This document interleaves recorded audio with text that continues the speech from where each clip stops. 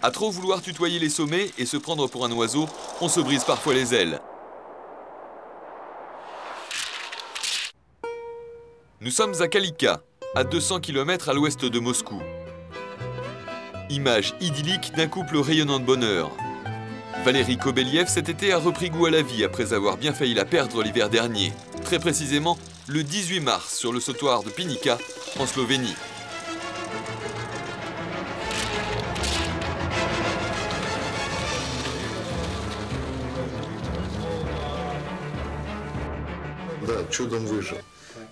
Elle est effroyable cette chute. Quand je la vois, ça me fait encore mal. Mais ne me demandez pas ce que j'ai ressenti au moment du saut, je ne me souviens de rien du tout. Ah si, il y avait du vent et j'étais un peu tendu. Après c'est tout, c'est le trou noir.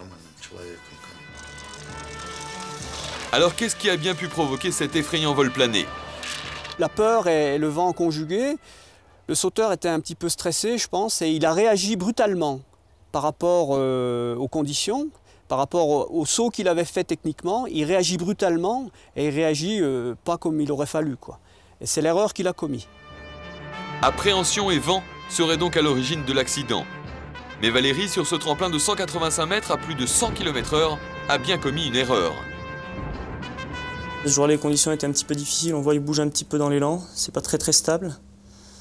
Hop, là il part et voilà, la faute est là maintenant. Là il essaie d'amortir la première chute et puis bon, bah, après voilà, il n'y a plus grand-chose à faire. En saut à ski, la moindre erreur d'alignement est fatale. À 10 mètres de hauteur, interdiction de bouger le moindre petit doigt. Le geste doit être parfait et l'équilibre en l'air maintenu. Kobeliev, ce jour-là, n'a pas maîtrisé son corps.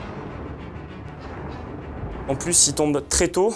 Les chutes comme ça, c'est les plus dangereuses parce qu'il est au maximum de sa vitesse, de sa hauteur, et la réception n'est pas encore très raide.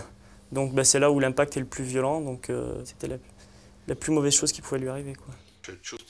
Et malgré tout cela, je suis en vie. Je sais que j'ai eu beaucoup de chance, je parle, je marche, et finalement ces quelques secondes sont presque déjà oubliées. Ce n'est plus qu'un mauvais souvenir. Oubliée, mais aurait-elle pu être simplement évitée? Non. Non, il n'avait plus aucune possibilité de se rééquilibrer en l'air. Le ski, ça a réagi trop brutalement, ces skis sont passés derrière lui et il n'a plus aucune alternative, quoi.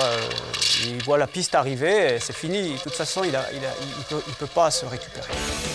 Et c'est pour cette raison que tous les sauteurs, dès leur plus jeune âge, apprennent à sauter avec l'idée de tomber un jour. Ils s'y préparent. Les plus grands ont pour la plupart éprouvé cette désagréable expérience. C'est le cas de Nicolas Dessoum, 14e mondial et meilleur français. Aux côtés de son entraîneur, il était d'ailleurs présent lors de la chute de Kobeliev.